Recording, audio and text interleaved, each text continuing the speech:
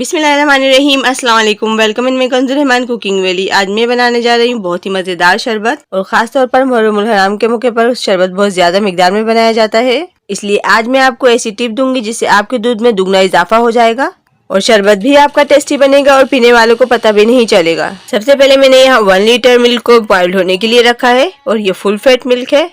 Medium flame पे दूध में हम अच्छा सा बॉइल आने देते हैं। तो देखिए यहाँ दूध में बॉयल आ चुका है। अब हम फ्लेम को लो कर देते हैं और इसमें शामिल कर देते हैं 1 कप चीनी, और जबरदस्ती खुशबू के लिए 3 ग्रीन इलायचियों का मैंने यहाँ पाउडर बना लिया है, ये भी इसमें शामिल कर देते हैं और इसे अच्छी तरह से मिक्स कर लेते हैं। और 3 से 4 मिनट लो फ्लेम पे हम इसे पकने देते हैं।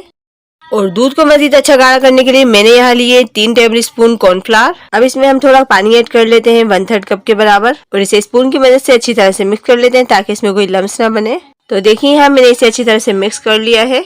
तो देखिए यहाँ दूध को पकते हुए तकरीबन 3 मिनट हो गए हैं। अब हम कॉर्नफ्लावर इसके अंदर ऐड करते जाएंगे और चम्मच की मदद से इसे हिलाते जाएंगे ताकि इसमें लम्स ना बने। कॉर्नफ्लावर मिलाने के बाद बस हम इसे इतना पकाएंगे इसमें एक अच्छा सा उबाल आ जाए, और उबाल आने के बाद मजीद हम इसे 2 मिनट पकाएंगे। इसके बाद फ्लेम को ऑफ कर देंगे।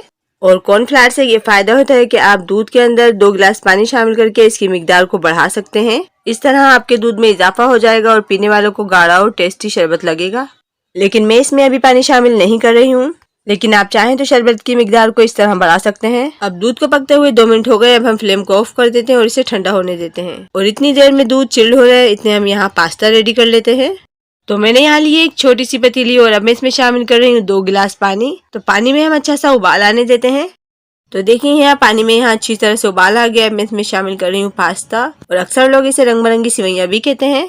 चम्मच से हम इसे अच्छे से चला लेते हैं और 2 से 3 मिनट इसे पकने देते हैं।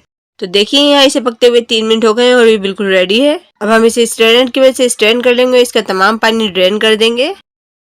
अब इसके ऊपर से टैप वाटर यानी कि सादा पानी गुजार देंगे ताकि इसका कुकिंग प्रोसेस रुक जाए।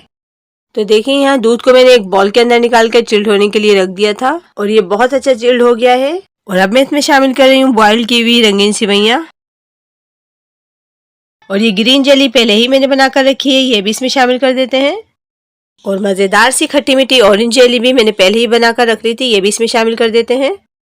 और इसे मज़ीद टेस्टी करने के लिए मैंने यहाँ लिए कुछ ड्राई फ्रूट, और इन्हें मैंने बारीक बारीक कट कर लिया है। 8 से 10 अदद बादाम, 8 से 10 अदद ही पिस्ते लिए हैं, और आधा कप कटिंग किया हुआ खोपरा। इससे शरबत में बहुत अच्छा टेस्ट आता है। और 3 टेबल स्पून मैंने फालूदा भी घोल लिया था, इसमें से थोड़ा सा हम फालूदा भी इसमें शामिल कर लेते हैं।